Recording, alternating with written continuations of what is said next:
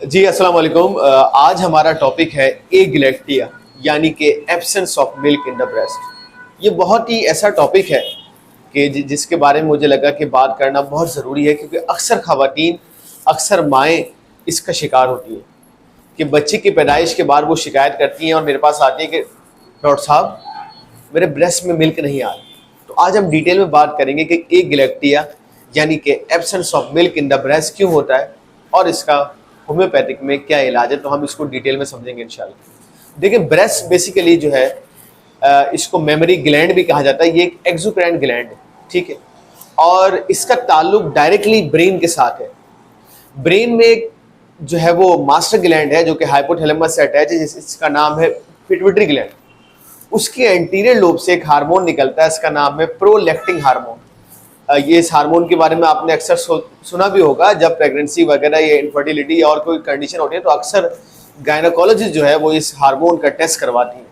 ये जो prolactin hormone है, वैसे तो इसके और भी काम है, लेकिन एक जो इसका मेन काम है वो है formation of milk in the breast. ये फीमेल के ब्रेस्ट में मिल्क की फॉर्मेशन करवाता है प्रोलैक्टिन हार्मोन, जो कि कहाँ से निकलता है? एंटीरियर पिट्यूटरी ग्लैंड की लोब से। अब क्या हो गया जनाब, इसने करवा दी फॉर्मेशन।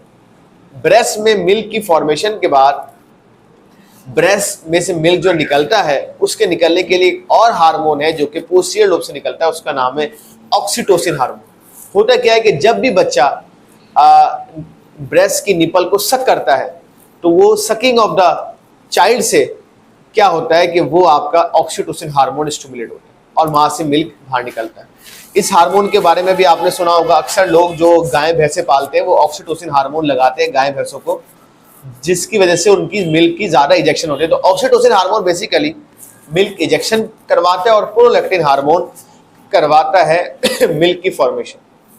अब अगर कोई खातून आती है और वो कहती है, या आप जो हमें सुन रहे देख रहे हैं वो ये कहे कि डॉक्टर साहब मुझे एगिलेक्टिया यानी कि मुझे ब्रेस्ट में मिल्क नहीं आ रहा, तो इसकी सबसे बड़ी वजह एक जो समझ में आती है वो ये हो सकती है कि हो सकता है कि इसका प्रोलैक्टिन का लेवल जो है वो डाउन। जी हाँ, जब जब आपका प्रोलैक्टिन का लेवल डाउन होगा तो ऑब्वियसली आप में मिल्क की फॉर्मेशन ब्रेस्ट में नहीं हो पाएगी, और यही वो वजह है कि एगिलेक्टिया का शिकार ख़वातीन और माएँ हो सकती हैं। तो फ़ौरन अगर आपको ये मसला है तो आपको प्रोलैक्टिन का टेस्ट करवाना चाहिए ताकि ये सारी चीज़ें देखी जा सकें। दूसरी एक और वजह एगिलेक्टिया की है, वो है मेस्टाइटिस। मेस्टाइटिस मतलब इन्फ्लेमेशन ऑफ द ब्रेस्ट। ये कैसे होती है?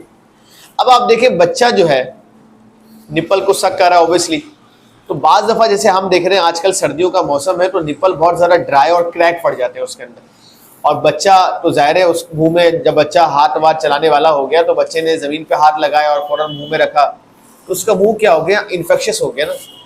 अब जब बच्चे ने उसी मुंह से सक किया माँ का निपल, तो क्या हुआ? वो इन्फेक्शन वहाँ पे कट की वजह से निपल पे इन्फेक्शन या बैक्टीरिया ब्रेस्ट में दाखिल हो जाता है, और जैसे ये बैक्टीरिया ब्रेस्ट में दाखिल होता है तो ये क्या करता है? ये ब्रेस्ट में जो मिल्क की फॉर्मेशन है उसको जमाना शुरू हो जाता है। मतलब वो जो लोब्स हैं, वो जो नालियाँ हैं जिससे ब्रेस्ट बन के निकलता है, वो समझे आप ब्लॉक हो जाती है आसान ज़बान में। दो मोस्ट कॉमन बैक्टीरिया हैं जो इसमें इन्वॉल्व है मेस्टाइटिस में। एक है स्ट्रेप्टोकोकस बैक्टीरिया और एक है स्टेफाइलो ऑरियस। स्ट्रेप्टोकोकस और स्टेफाइलो ऑरियस ये दो ऐसे बैक्टीरिया हैं, और भी हैं, लेकिन ये दो मेन ऐसे बैक्टीरिया हैं जो कि मेस्टाइटिस यानी कि inflammation of the breast cause करते हैं। और ये इन्फ्लेमेशन ऑफ द ब्रेस्ट जो है, इसकी वजह से आगे जाके फीमेल्स को एगिलेक्टिया हो सकता है। तो ये बहुत ही ये मैंने कॉज बताया आपको। अगर ये फ़र्क कैसे करेंगे कि प्रोलैक्टिन का मसला है या इन्फेक्शस का मसला है? देखिए, जब आपको मेस्टाइटिस होगा ना तो आपको ब्रेस्ट में हैवीनेस फील होगी, ब्रेस्ट में पेन फील होगा, टेंडरनेस होगी, और inflammation, fever is a sign of inflammation, साथ में फीमेल को बुखार भी होगा। तो ये सारे सिम्टम्स अगर हैं तो हो सकता है कि आपको जो है वो एगिलेक्टिया की वजह मेस्टाइटिस हो। इसका हल क्या है? इसका हल ये कि आपको डॉक्टर को दिखाना चाहिए, चेक कराना चाहिए या कंसल्टेशन लेनी चाहिए, ताकि ये पता चले कि आया ये एगिलेक्टिया की वजह क्या है। एक और एगिलेक्टिया की वजह है वो है न्यूट्रिशन डेफिशिएंसी। देखिए, मिल्क बनने के लिए न्यूट्रिशन का होना तो ज़रूरी है ना। वो माएँ, वो ख़वातीन जो कि खाना पीना ही नहीं ले रही, मिल्क की इंटेक नहीं ले रही, कार्बोहाइड्रेट, प्रोटीन, फैट्स किसी का इंटेक नहीं ले रही, तो उनमें भी जाहिर है कि एगिलेक्टिया होगा, लाजमी होगा। और एक और जिसके बारे में हमने पहले ही बात की वो था पोस्टपार्टम डिप्रेशन। पोस्टपार्टम डिप्रेशन और पोस्टपार्टम साइकोसिस, ये दो ऐसे रीजंस हैं जिसकी वजह से भी आपको एगिलेक्टिया कॉज हो सकती है। तो हमने देखा कि ये मुख्तलिफ वो रीजन हैं जिसकी वजह से फीमेल्स को ए गिलेक्टिया हो सकता है। होम्योपैथिक में ए गिलेक्टिया की बहुत अच्छी अच्छी अद्वियात हैं और मेरे पास अल्हम्दुलिल्लाह बहुत सारी खवातीन आती हैं और उनका ए गिलेक्टिया क्योर हो जाता है। ठीक है, चाहे वो आपको मैस्टाइटिस की वजह से ए गिलेक्टिया हो, ब्रेस्ट में लम्स की वजह से ए गिलेक्टिया हो, पोस्टपार्टम डिप्रेशन की वजह से ए गिलेक्टिया हो, पोस्टपार्टम साइकोसिस की वजह से ए गिलेक्टिया हो, प्रोलैक्टिन हार्मोन का मसला हो, ऑक्सीटोसिन हार्मोन इनसफिशिएंसी हो, इन तमाम सूरतों के अंदर होम्योपैथिक का बहुत बड़ा रोल है, मैं आपको बताऊं। और अल्हम्दुलिल्लाह होम्योपैथिक की ऐसी सिंगल रेमेडीज़ और कंपाउंड मेडिकेशंस हैं कि जिसके इस्तेमाल से फीमेल्स का ए गिलेक्टिया और साथ साथ जिसको मिल्क कम आ रहा होता है वो भी मसला हल होता है। तो अगर आप खवातीन हैं और आप किसी खवातीन को जानती हैं जिनकी अभी प्रेग्नेंट हैं या रिसेंटली डिलीवर किया, तो ज़रूरी वीडियो उसके साथ शेयर करें ताकि उनकी नॉलेज में इजाफा हो सके, वो समझ सके कि ए गिलेक्टिया के कॉजेज़ क्या क्या हो सकते हैं।